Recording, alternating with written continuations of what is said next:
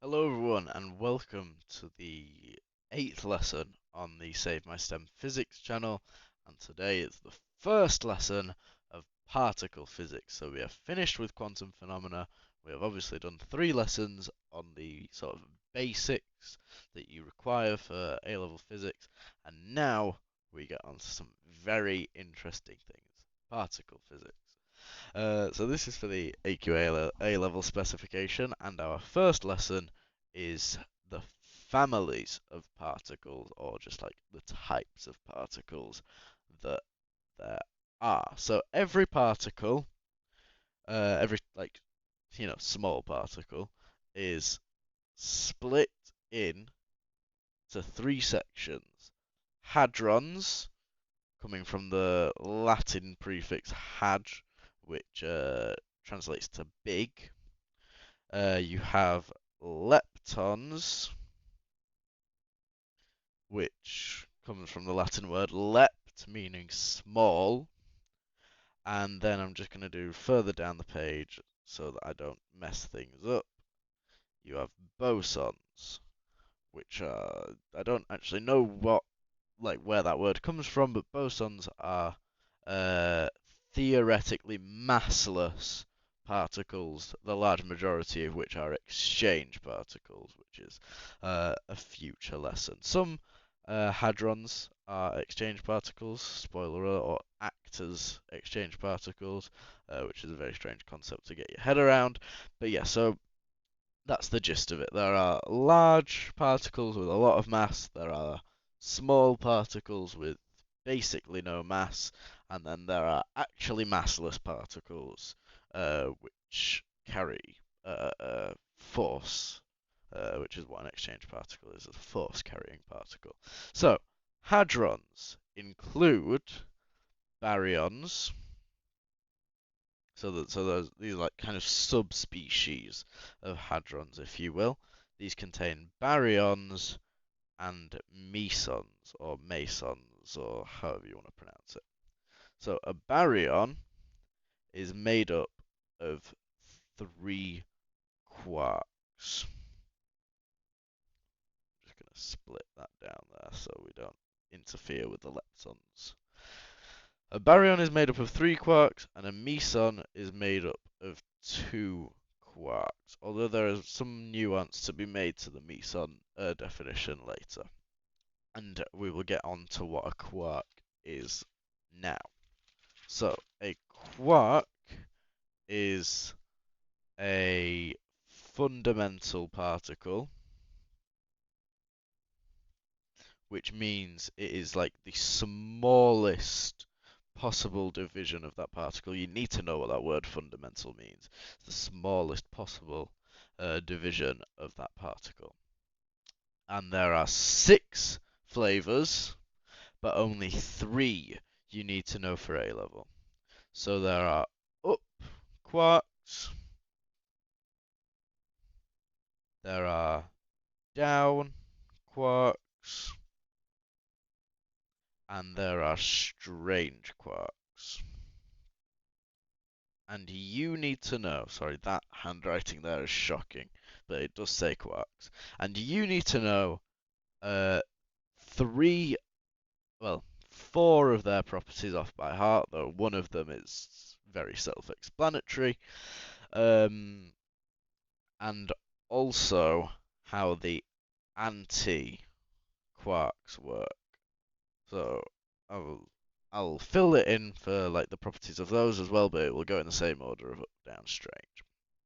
And you need to know what their charge is, the letter Q standing for charge, what their baryon number is, the letter B standing for baryon, what their lepton number is, the letter L for lepton, and what their strangeness is, which is the letter S.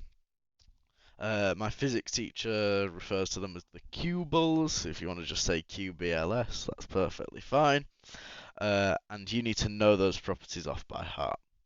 So if I just make this into a table very quickly.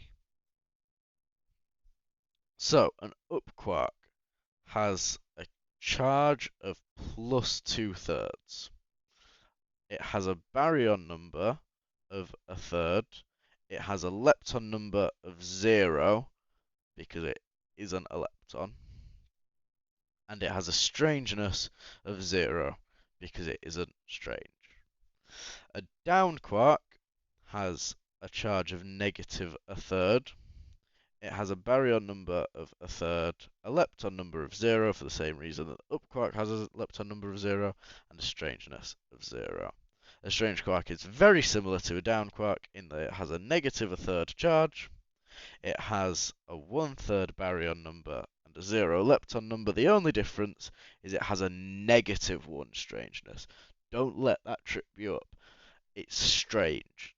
I don't exactly know why strange quarks have a negative 1 strangeness, but it is negative strangeness, and I'm not exactly certain. Just the easiest way to remember it is that it's strange. It goes against expectations. So that's how I'd recommend that you know it.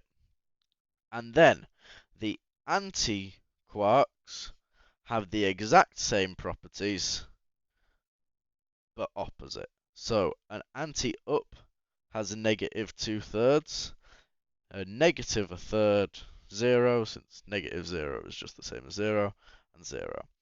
Anti-down has positive 1/3, negative 1/3, 0, and 0, and then anti-strange has positive 1/3, negative 1/3, 0, and positive 1. Now, one thing you might be wondering from all of this is why the hell do they have like thirds of numbers? And that comes back to our definition of a baryon here, made up of 3 quarks. So we're going to use these thirds to make whole number cubials, to make whole number values for our cubials. So, a proton, something you should all be very familiar with, a proton is a baryon, a particle made up of 3 quarks. And we know that its charge is 1. Because it's a baryon, its charge is, because it's a baryon, its baryon number is 1. Because it's not a lepton, its lepton number is 0. And the new concept, strangeness, is also 0. So we know because its strangeness is 0, and because it's not an antiparticle, that it does not contain any strange quarks. So now all we need to do is we need to find 3 baryons which combine to give these 2 properties. Now any 3 non-antiparticles, non-anti-quarks will give a baryon number of 1. So we just need to find what quarks give a charge of 1. And I will spoil it for you. It's plus 2/3 or up, plus another 2/3, which is another up, and then minus 1/3. Sorry for that squiggle there. I just started doing a plus sign and it was wrong. And 2/3 plus 2/3 is 4/3, minus 1/3 is 3/3, also known as 1. So the quark configuration, the quark structure of a proton is up, up, down. Again, what the hell is going on with my handwriting there? That is supposed to be a D. Is up, up, down. A neutron has cubials 0, 1, 0, 0. So we know from the same definition that it's going to have 3 quarks because it has a baryon number of 1, no leptons and no antiparticles and no strangeness.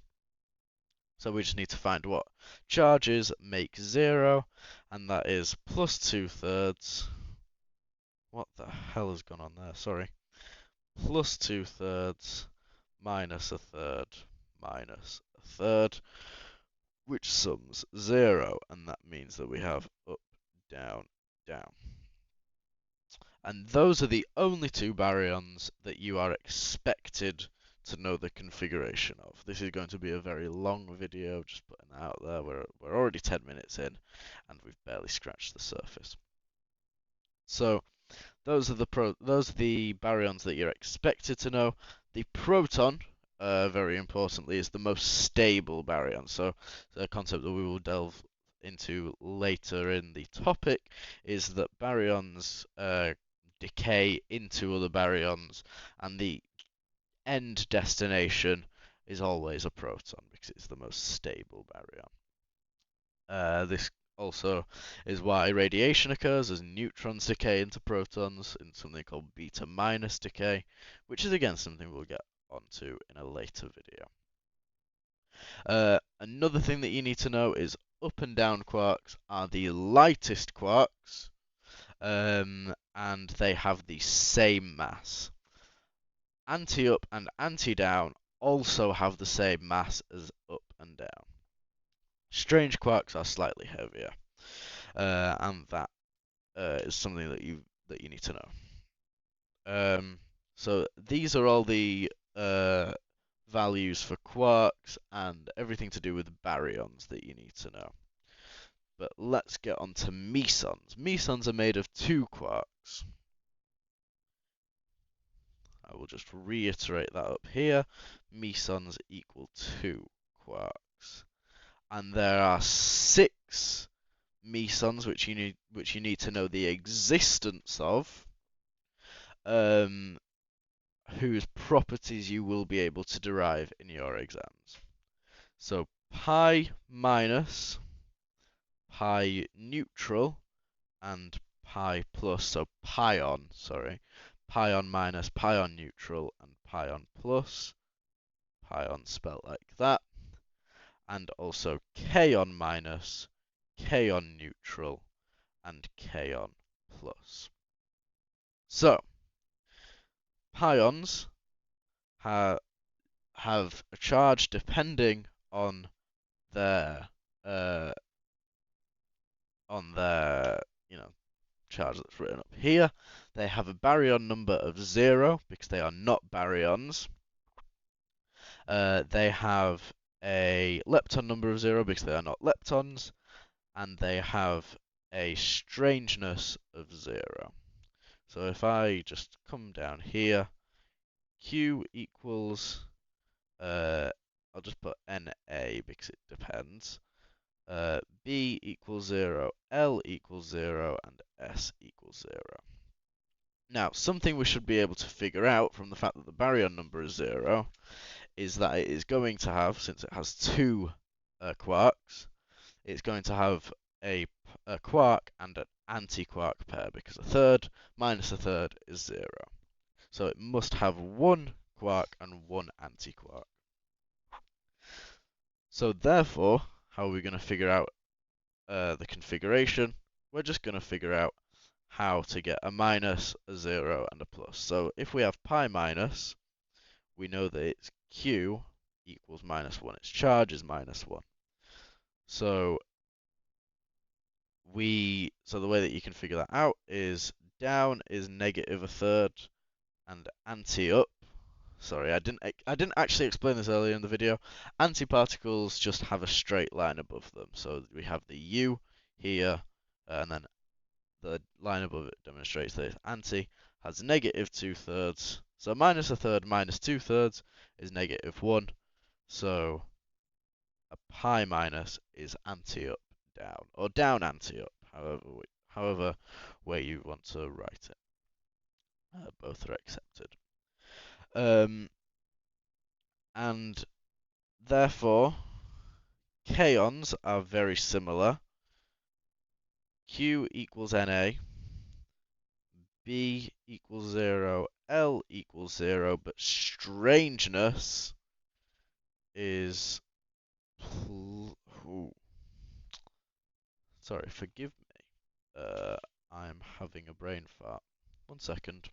So they have a strangeness of plus or minus 1, depending on their quark structure, which depends on their charge. So let's go with the same example of K minus. We know that strange particles have the same charge as down quarks. So a kaon minus is just very simply going to be anti-up strange, because the strange gives it a negative 1 strangeness, and it's given its negative 1 charge from the -2/3 -1/3. And that is all for the hadrons. And I believe because this lesson is going to be too long, that we are going to get onto leptons in the next lesson.